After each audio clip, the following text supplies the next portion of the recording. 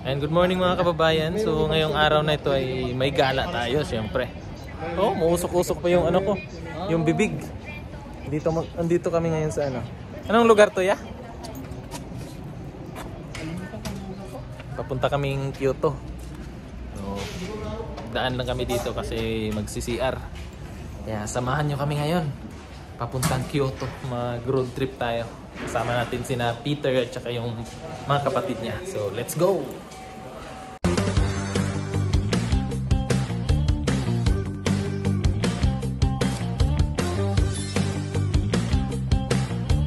Pamilya ni Boss Peter. Yan o. Pamilya ni Boss Peter. Yung kapatid niya. Yung dalawa nakapula. Siya lang yung naka-asul. Naka-uniform o. Usok-usok. Ikaw pare. Bawa! So, nagano lang kami dito. Nag-stop over kasi ihi. Tapos ganyan. Nakitingin sa CR na grabe ang CR nila dito. Ang linis. Tapos ang laki, parang ano ba, parang hotel. Pwede ka na matulog dun. Ang laki. Yan o, mga bundok-bundok. Yan, nag-yellow na o. Hindi makita eh. Yellow na. Ayan mga kababayan o, nag-yellow na. Sa tuktok. Tingnan nyo. Oh, nag-yellow na. Dito hindi pa. Yung mga kahoy. Yung kulay ano na, dilaw. Kulay dilaw na, wala nang dahon yung iba. Lamig dito sa labas ba? Okay. So, diretso na kami ngayon sa biyahe. Papuntang Kyoto. Ayan na nga po, at kung napapansin nyo po sa ating nadadaanan, yung mga puno, may mga part po dyan na kulay pula na po. At sobrang ganda po tingnan. May mga halo-halo na po yan eh. May kulay green, yung typical talaga na kulay ng kahoy.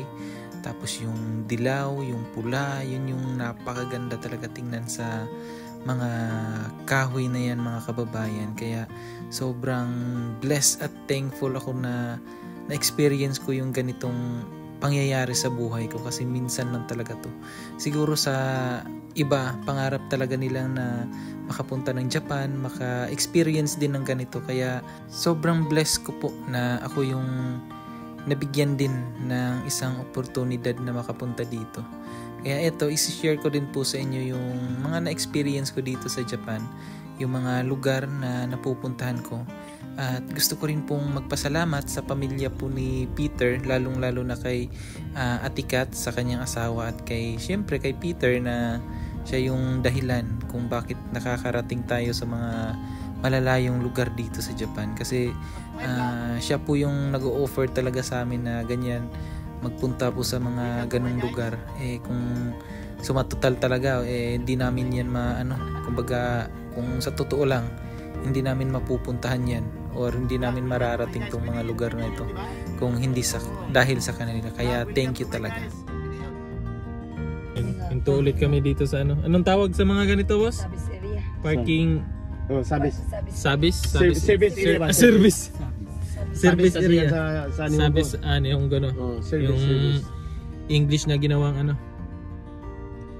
Ayan, Taglish, di ba, boss? Pag Japanese, Japlish. Japanese. Kung walang trabaho, Japanese. Ito lang para makapag-stretching. Ilang oras yung biyahe? 1 hour. Malapit na tayo. 1 hour, boss, no? Wala pa. Yung biyahe natin. Lahat. Kundi dikit 2 hours. 2 hours. Oh, yun yung haba ng biyahe. Pahinga lang muna, makapag-stretching ba? Stretching ng katawan, tapos makaihi, makabili ng foods. Tapos ang mga Kuya Oppa kami! Kano saro ne! Yes! Labas na, labas! Make kayo! Sarap magpa-araw ah. Bili tayo ng ano pare? Boss Peter oh. Bili kami ng ano? Ng ulam, makdo. Kasi wala kaming ano eh. Wala ang agahan. Maaga kami nag-alis doon. Mga alas 5, alas 6, ganyan. Madilim pa. Kaya kain lang muna. Nandito kami ngayon sa loob. bibili ng ano, McDo na-ignore kami sa ano eh. Hindi namin alam yung Pagpasok ko, escalator nila kasi pagpasok ko, ano kami, hagdan kami kasi wala eh, akala namin hindi gumagana yung escalator eh, hindi tumatakbo eh. Yung pala, sensor pala yan. Saan na yung McDo? Sa labas siguro? Sa labas siguro. Nahanap namin McDo. Ha? Wala. Sa baba siguro? Baka sa baba. Ganda ng view. Ganda ng view. Dagat. May dagat.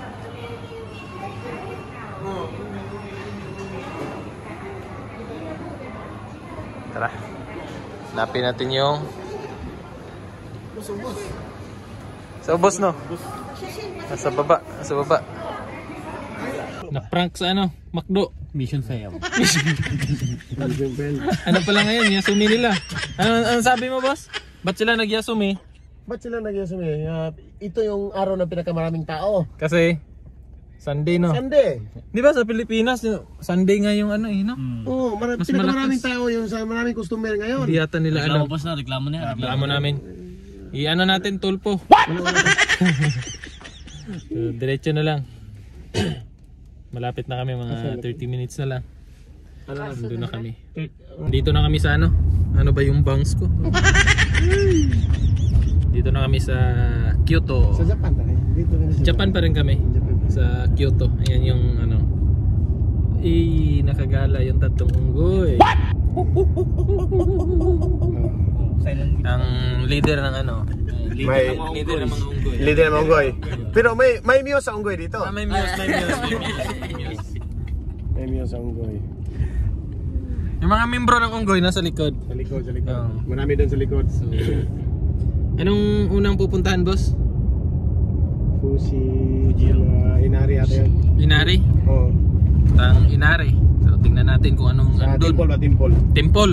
Yung gold na ano. Hindi. Yung maraming mga orange na Yung maraming Madana- gate. Yung maraming sige. So, malapit na kami. Malapit na. Yan na mga kababayan. Nakikita nyo na ba yung mga kahoy na yan? Yan po ay, anong tawag sa kahoy na to? Parakata. Yan yung parakata. Bastos talaga yung driver namin ba, oy? Yan yung ano, boss, no? Yung tower nila dito, boss.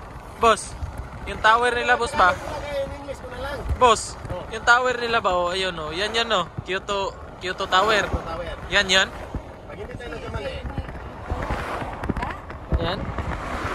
Hindi pala. Unang rin to si Boss Peter. Sorry. Focus. Puwang dahon. Yellow. Saan ba? Naka-stop tayo. Saan ba yung tower? Wala, hindi daw yan. Basta yung Kyoto Tower yun, Kaya nga. Mga putso na yung mga tower ba nga orange color. Dito na. Dito na si Bam. Papunta na at maghasik na kami ng lagim. What? Diba, pre? Ano yan, inaantay nila? Sigurado, wala mo na may parking free ron. Train yung inaantay nila. Puno na dun. Train, may ano. May dadaan na train. Thomas and Friends. Binibidyo nila. Dito na tayo sa Kyoto, mga kababayan. At papasok na tayo dun sa ano, sa parang kanilang ano talaga dito. Yung may yung mga orange na parang arko, mga ganun. So, yun yung stop namin, first stop. Naantay lang namin sila. Ito mga kababayan, yung pag magrenta kayo ng ano, mga ganyan, dyan pwede kayo magrenta. Susuot kayo dyan. Yan, no? Mga kimono. Kimono. Uy, ang liit ng ano, oh. Ang liit ng bako. Yan, may naka kimono. Kimono pala. Kimono. Namili.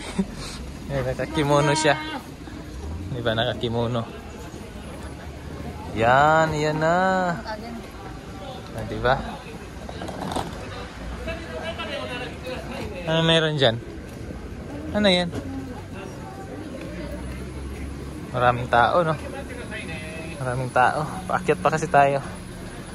Kaya tingnan natin kung ano yung andun sa taas. Ay, mga souvenirs, no? Mga souvenirs.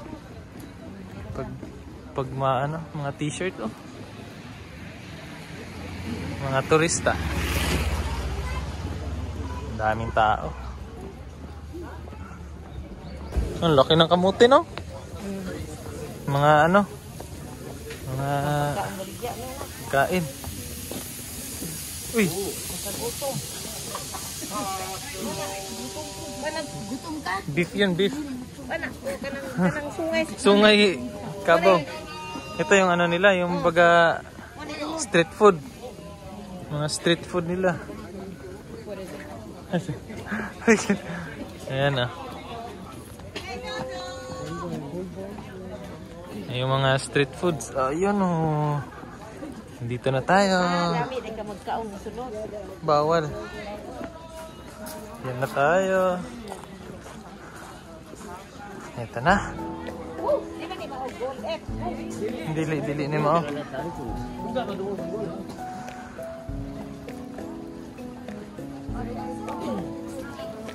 Grabe yung tao.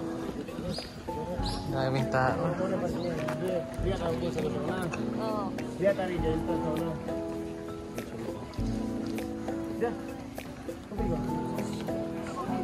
Tubig. Ano yan? Mainom? Pag magdasal.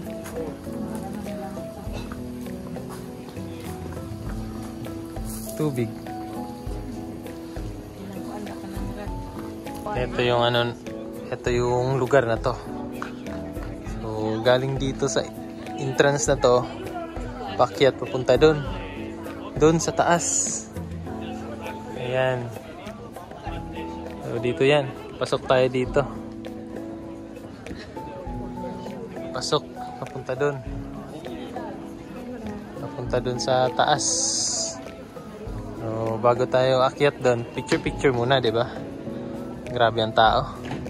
Ayan, picture sila. Picture muna. Halo-halo na yung mga tao, no?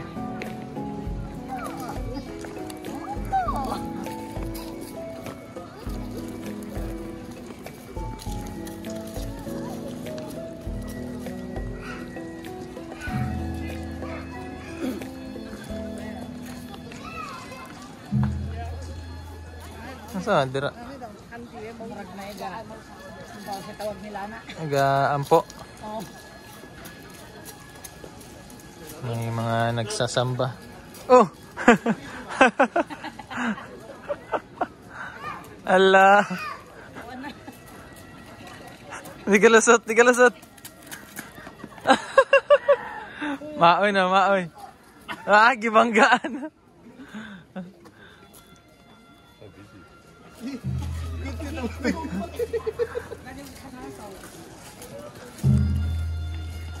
Dito sila dasal.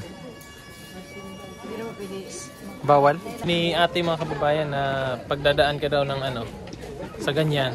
Sa anong tawag yan? Gate? O, pag papasok ka dito, sa gilid ka.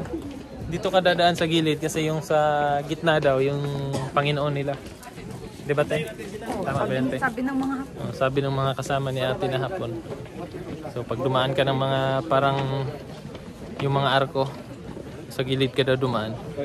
Kasi yung tinatawag nila na Diyos nila yung sa gitna dadaan. So diba? Ganun yung paniniwala rin dito. Yan. Ito may mga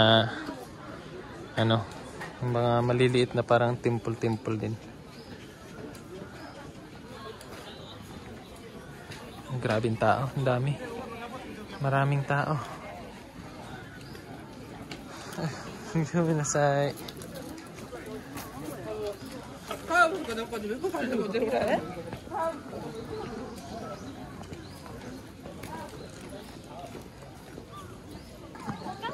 Ito na. Pakyat to eh. Pataas. Hanggang sa makarating sa tuktok.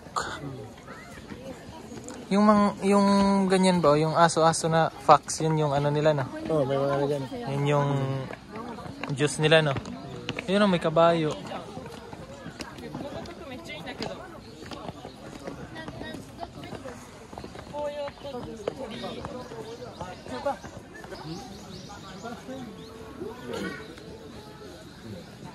May ano boss oh, may mga kamay-kamay boss. So, ano na yung entrance? Ito na yung pinaka-entrance niya.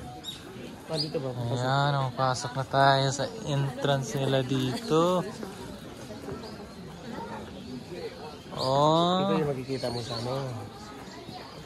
Facebook no. Ito yung pinaka sikat, kilala.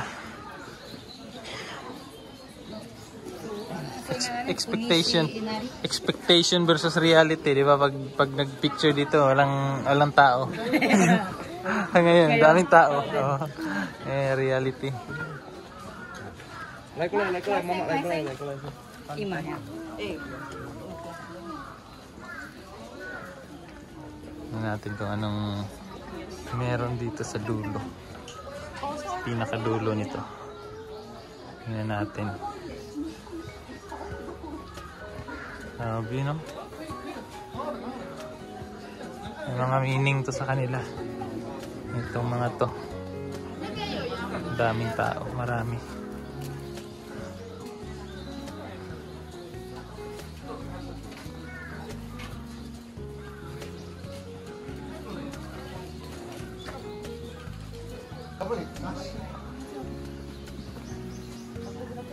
Ito yung mga kilala. Itong mga orange na ano, parang arko. Yan o. Oh, di ba? Ay, malawak pala dito, friends. Yung isa, may dala siyang ano. Yung isa naman wala. Walang, bilog. Bilog yung dala. May maliit din pala dito. Left and right. Dalawa pala to. Papasok. Dito naman maliit. Abot mo na yung ano, taas oh. Maliit siya. Ang purpose kaya nito no? Dili, may meaning talaga yung nakasulat dyan. Yan, may mga meaning yan. Hindi lang natin mabasa no? Oo. Kasi kanji. Kanji kasi. So, pero may mga ano May mga meaning yan.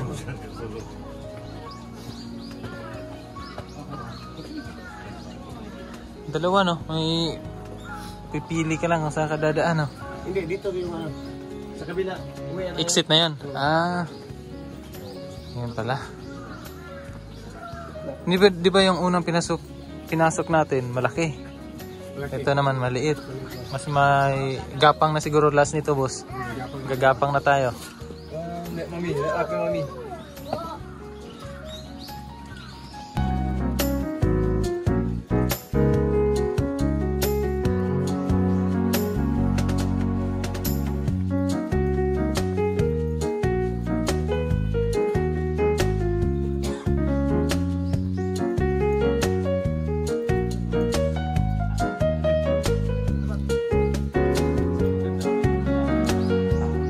Kababayan, may mga nakasulat-sulat sa ano, sa bawat poste. Kahoy pala to siya no. Yung mga ano nito, kahoy siya. Yan, may mga nakasulat. Kung ano-ano lang yung nakasulat, hindi namin mabasa na kanji eh. Palabas na tayo, pauwi na. Pauwi na, tapos na kami dito. Ito yung mga ano, yung mga kahoy-kahoy. Ayan, no? So, paano na?